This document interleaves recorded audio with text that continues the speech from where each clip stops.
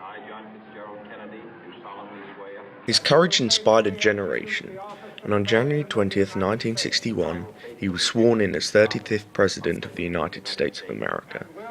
John Fitzgerald Kennedy was the youngest president ever elected in the history of the country, and promised of a new frontier for the American people. But Kennedy had been elected at a time when the Cold War was at its hottest. So help me God.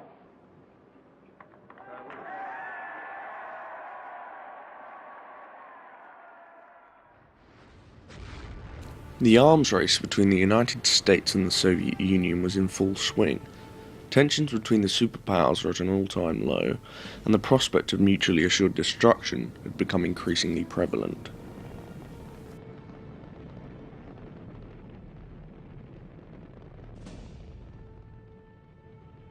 The issue in Cuba and the Cuban Missile Crisis was to be the pinnacle moment in which the world was the closest to complete annihilation. But few historians have acknowledged the importance of yet another location, which in many ways was as risky a problem for Kennedy as was Cuba. It was to be Berlin that was the other focal point for President Kennedy. This newly divided capital, within the newly divided Germany, had become a hotbed of ideological tension between the US and the Soviet Union, and stood as the front line in Europe between East and West. It was to be the Soviet construction of a border cutting West Berlin off from surrounding East Germany on the 13th of August 1961 that ushered in the beginning of the Berlin crisis for President Kennedy. Khrushchev's decision to do this trapped Kennedy, as many White House staff could see that it was on his mind constantly, but it was to be the beginning of a chapter which would ultimately mould Kennedy in the process, forcing him to learn, mature, and test himself. Thus, the crisis was not only about the city of Berlin, but about a young, charismatic, but inexperienced chief executive who was overestimated by some and underestimated by others. We will at all times be ready to talk, if talk will help. The closing of the border had come as an unexpected shock to President Kennedy, and certainly many across the world. But he reacted with glacial calm, as was the JFK way, and acknowledged that this was not an act of aggression by the Soviet Union, but rather accepted that the wall is certainly a lot better than a war. Days passed, and the wall was further reinforced.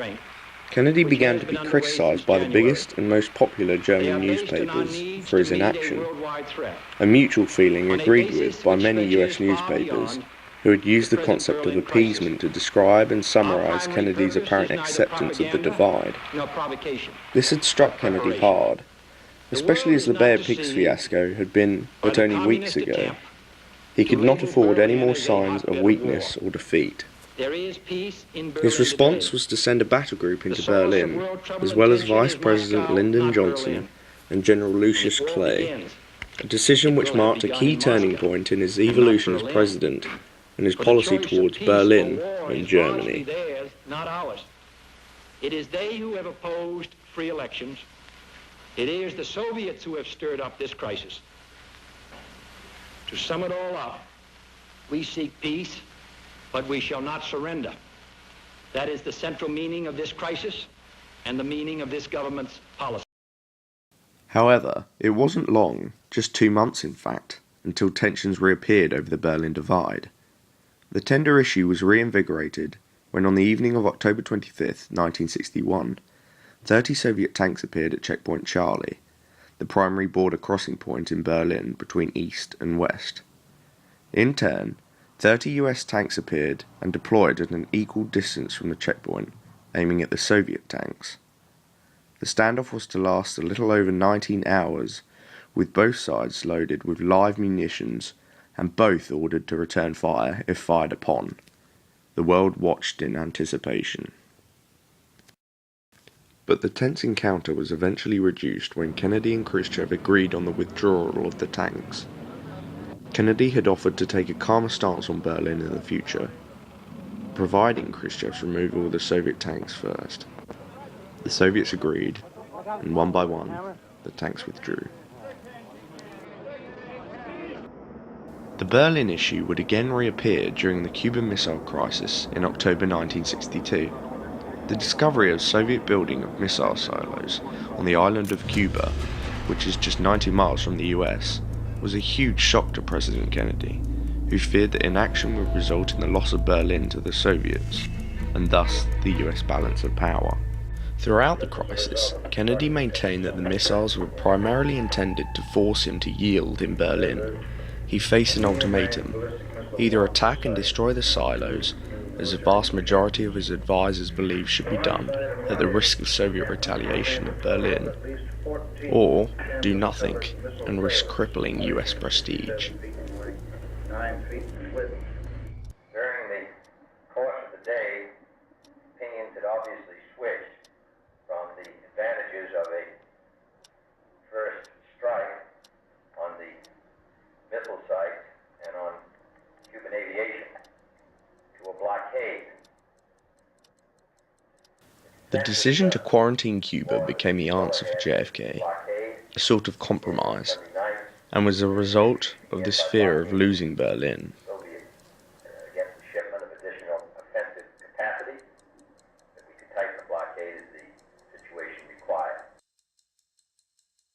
I was most anxious that we not have to announce a state of war existing, because it would obviously be bad to have the word go out that we were having a war, rather than it was a limited blockade for a limited purpose.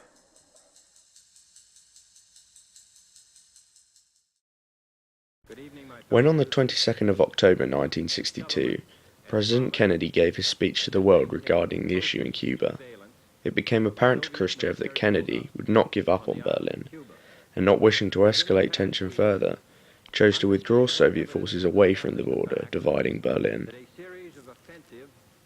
This withdrawal of Soviet troops from the border in Berlin, along with the dismantling and evacuation of Soviet silos and troops in Cuba, represented a huge victory for Kennedy and the United States. The city of Berlin would once again play a prominent role in President Kennedy's agenda, when in June 1963 he visited the city for the first time by invitation of Mayor Willy Brandt. Ever since the confrontation in Cuba, a visible transformation occurred in the people of Berlin, all of which were greatly appreciative of the President and his handling of the crisis. Kennedy's firm position on the Soviet missiles and his assurances that he would not forget Berlin during the crisis had had a profound impression on most of the Berliners. The people of Berlin were ecstatic, and over 1 million people came to welcome JFK along the 35-mile route his motorcade took through the city. The welcome had totally surprised him, and upon reaching his destination, the West Berlin City Hall, he had totally rewritten the original draft of the speech he was to make to the public there, due largely to the fact that he was inspired by the reactions of the Berliners to his leadership.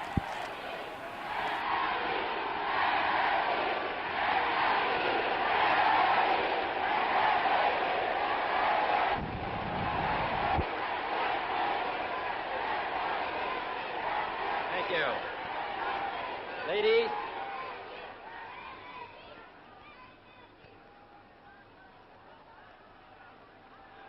I am proud to come to this city as the guest of your distinguished mayor, who has symbolized throughout the world the fighting spirit of West Berlin. And I am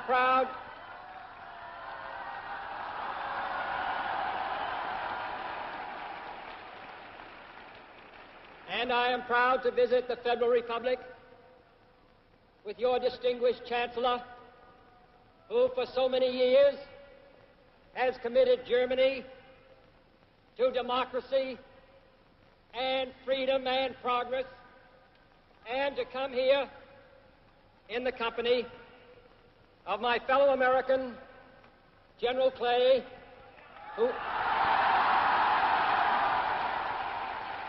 Kennedy spoke freely.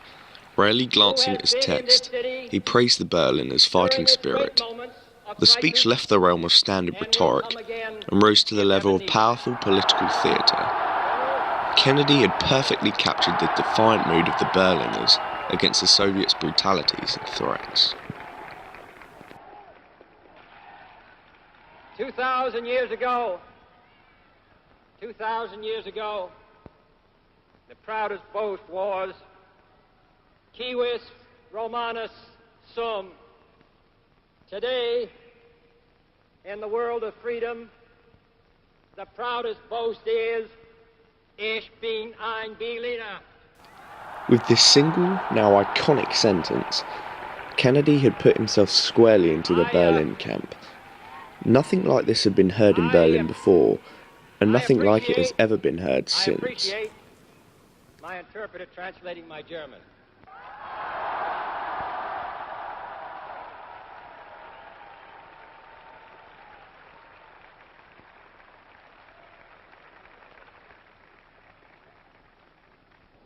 There are many people in the world who really don't understand, or say they don't, what is the great issue between the free world and the communist world. Let them come to Berlin.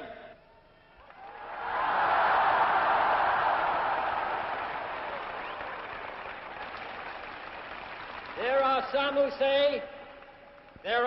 say that communism is the wave of the future. Let them come to Berlin. And there are some who say, in Europe and elsewhere, we can work with the communists. Let them come to Berlin.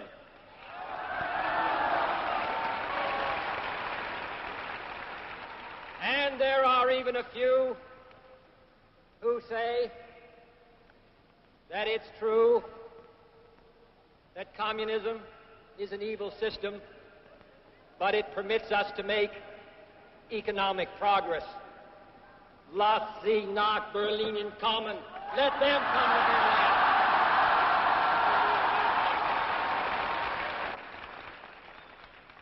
Freedom has many difficulties, and democracy is not perfect. But we have never had to put a wall up to keep our people in, to prevent them from leaving us. Kennedy could not have issued a clearer warning to Khrushchev not to further harass Berlin. Within the speech, Kennedy had entirely reversed his policy towards Berlin and Germany as a whole.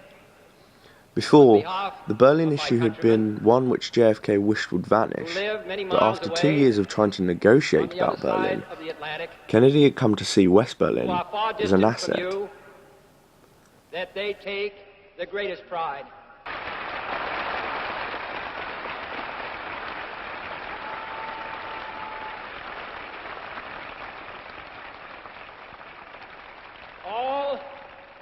All free men, wherever they may live, are citizens of Berlin. And therefore, as a free man, I take pride in the words, Ich bin ein Berliner. The speech marked Kennedy's final reconciliation with the Berlin paradox, and is frequently cited as one of his, if not his most, inspiring speeches. After his visit, the US and Germany became linked firmer than ever, and President Kennedy had come to understand the human and emotional needs of the city and of its people.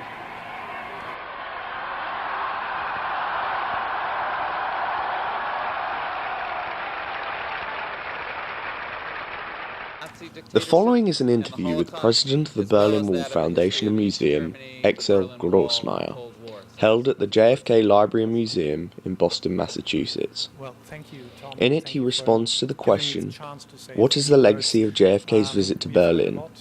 And it serves as a fine conclusion. Well, it's almost everything has been said. The only difference and the only addition I would like to make is that the visit to Berlin was part of a 3-day visit to Germany. And it was the day before that he took a very big parade, a military parade in Hanau. And also Fred Kemp has already said what it meant, what is the legacy of this visit. And I think it's mainly that it showed strength. And I'm sort of looking at Hanau, at this immense military parade.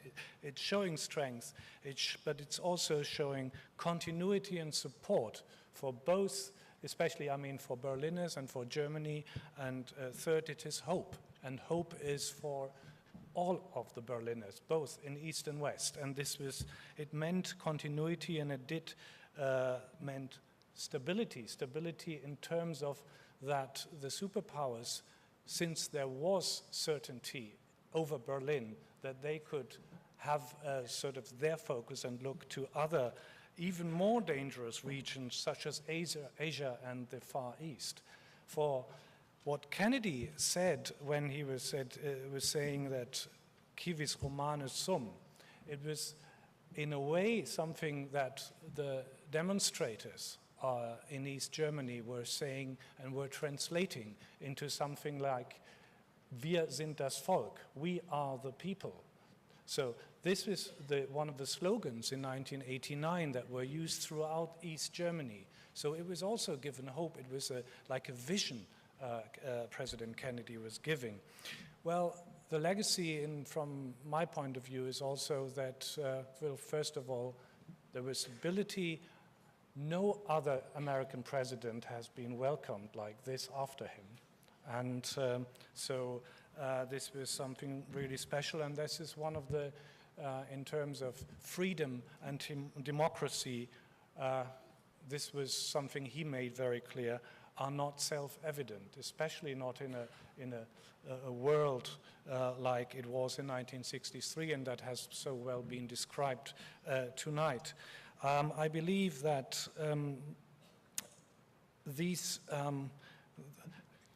President Kennedy's view of the Germans changed during this very day, during these 9 hours. He had been to Germany twice before. He had a vision of what Germans are like, and all of a sudden there were these crowds, and he was taken away by emotions during this visit, and he saw that all of a sudden there are Democrats right in front of him. That was something very, very important for him, and that one should also at least mention the second great speech he gave at the Freie Universität, at the Free University, just 2 hours later after the town hall in Schöneberg, and that was more or less something that was more a policy of détente again.